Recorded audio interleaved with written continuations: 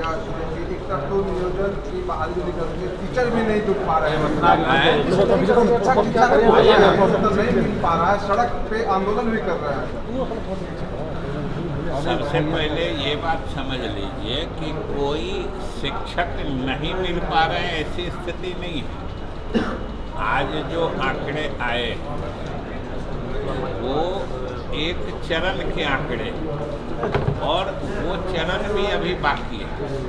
उस चरण में भी जो नगर क्षेत्र हैं उनमें नियुक्तियां अभी हो रही, जो 28-29 अगस्त तक यानी इस महीने के अंत तक वो नियुक्तियां होंगी।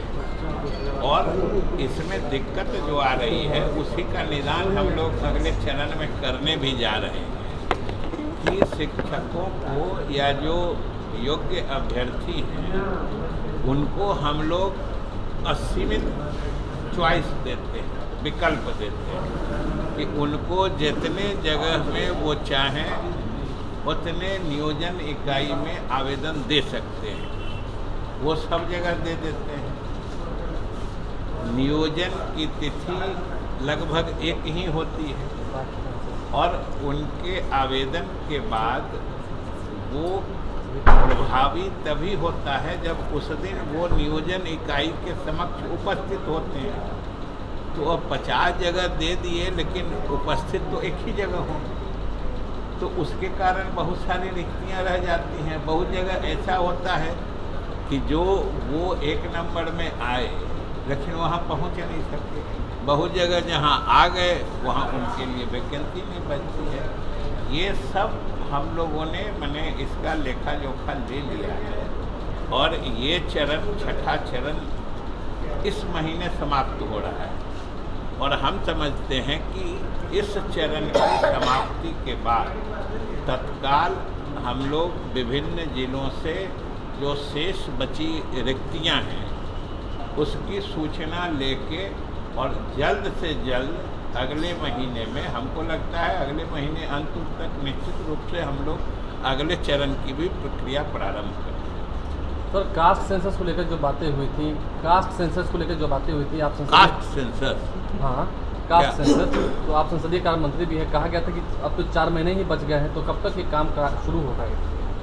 नहीं, उसके लिए तो 2 साल का उसके लिए तो टाइम दिया गया है और उसके लिए अभी बीच में भी सरकार की तरफ से बातें प्रकाश में दी गई थी कि उसके लिए जो ग्राउंड वर्क होता है, जो पेपर वर्क होता है, क्योंकि वो कितना बड़ा एक्सरसाइज है आप सोच सकते हैं कि प्रदेश के एक आदमी का नाम लिख के जात और केवल सोशल कंपोजिशन नहीं, उनके आर्थिक स्थिति के बारे में भी इस जनगणना में बातें उल्लिखित होने का प्रावधान किया गया है। तो इस रूप में अब उसका प्रोफॉर्मा बनाने से लेके जो कर्मचारी इस कार्य में लगेंगे उनके पूरे प्रशिक्षण की आवश्यकता होती है। और ये जान लीजिए कि एक बार शुरू हो जाएगा तो हमारे पास सरकार के डिस्पोजल पर इतने कर्मचारी सरकारी जरूर हैं कि एक बार शुरू हो जाएगा फिर 15 दिन में पूरा हो जाएगा, लेकिन त्रुटि रहित यानी फुल प्रूफ ढंग से ये शुरू कैसे हो उसके लिए सबसे अधिक आवश्यकता होती है कि जो प्रोफॉर्मा बने जिसमें लोगों से सूचनाएं एकत्रित की जाएंगी वो बाज़ाब्ता पक्का हो, वो ठोस हो। दूसरा, जो आदमी जनगणना तो है नहीं, गणना करने जाएंगे वो पूरे तरह से प्रशिक्षित हों कि कोई सूचना छूटे नहीं। तो ये दोनों काम अभी चल रहा है, अभी प्रोफॉर्मा तैयारी हो रहा है, फिर जो इसमें कर्मी लगेंगे उनका प्रशिक्षण का दौर आएगा और एक बार जब शुरू हो जाएगा फिर वो उसमें ज़्यादा दिन नहीं लगेगा, इसलिए वो चल रहा है। स्कूल में जो छुट्टी को लेकर मामला था, इसमें जो आप जांच के लिए अधिकारियों को बोले थे शुक्रवार की छुट्टी, रविवार की छुट्टी बोले थे, उसमें कहाँ अभी वर्तमान नहीं, अभी वहाँ से कोई विस्तृत प्रतिवेदन नहीं आया है। एक प्राइमा फेसी उन लोगों ने सूचना दी है कि ये पिछले लगातार कई वर्षों से कब से है उनके पास अभी रिकॉर्ड नहीं मिल पा रहा है। हमने इसीलिए उनको कहा है कि आप सारे दस्तावेजों के जो ऑफिशियल डॉक्यूमेंट्स हैं उसको देख लीजिए कि ये कब से शुरू हुआ है, क्योंकि अभी तक जितने पदाधिकारी हैं जिनसे भी पूछा जा रहा है सब कह रहे हैं कि हमारे पहले से चल रहा है। तो इसलिए हम लोग उसके संबंध में और कहा है कि जांच करके आप डिटेल रिपोर्ट दे दीजिए, फिर उसमें हम लोग नियम संगत फैसला लेंगे। सरकार क्या फैसला लेने का तैयारी कर रही है? अब फैसला क्या लेगी हम सुने नहीं। जो रिपोर्ट आएगी उसके आधार पर हम लोग नियम संगत फैसला लेंगे। अब रिपोर्ट क्या आती है उस पर हम क्या फैसला लेंगे अभी कैसे बता सकते। मंत्री जी, सीटेड और गेटेड पास अभ्यर्थी लगातार धरना बैठे हैं। उनका कहना है कि बहाली को लेकर हम लोग बैठे हैं और शिक्षा मंत्री सिर्फ आश्वासन देते हैं। बहालियाँ हो रही है वो आप नहीं देख रहे हैं, आप क्यों नहीं उनको आश्वासन देते हैं?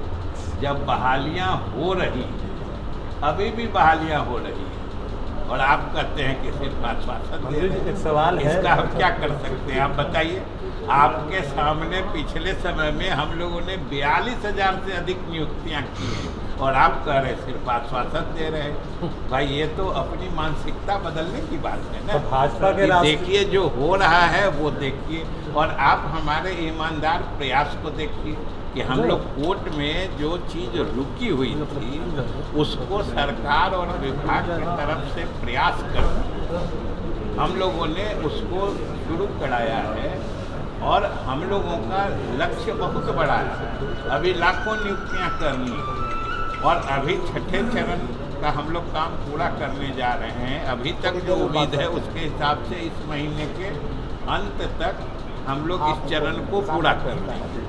उसके बाद हम लोग सारी समीक्षा करके 7वें चरण की भी शुरुआत कर देंगे। एक सवाल है, जो हमारे सीटेड बीटेड पास अभ्यर्थी हैं उनको धैर्य से रखना चाहिए और कभी ये नहीं कहना चाहिए, और अगर कहते हैं तो आप जागरूक पत्रकार हैं जो देख रहे हैं कि नियुक्तियां हो रही हैं उनको भी बताना चाहिए कि भाई जब नियुक्तियां हो रही हैं तो आप ये कैसे कह रहे हैं कि खाली आश्वासन मिल रहा है। अगर खाली आश्वासन रहता तो 45,000 नियुक्त कैसे हो जाते। भाजपा के राष्ट्रीय अध्यक्ष कह रहे हैं कि आने वाले वक्त में सभी पार्टियां खत्म हो जाएगी, सिर्फ भाजपा बचेगी। खत्म हो नहीं, उन्होंने ऐसा कुछ नहीं कहा है, हमने ऐसा कुछ नहीं देखा। लेकिन उन्होंने कहा है कि जो भी परिवारवाद की पार्टियां हैं अब और उन्होंने तमाम जो पार्टियां हैं, वो खत्म हो जाएंगी। उन्होंने जो कहा है कि अगर परिवारवाद पर आधारित पार्टियां खत्म हो जाएंगी तो इसमें उन्होंने बुरा क्या कहा है। हम लोगों के जदयू की भी मान्यता है कि परिवारवाद के आधार पर सिर्फ पार्टियां नहीं चलनी चाहिए। जदयू तो शुरू से इस बात को मानती है, तो इसमें नया क्या है।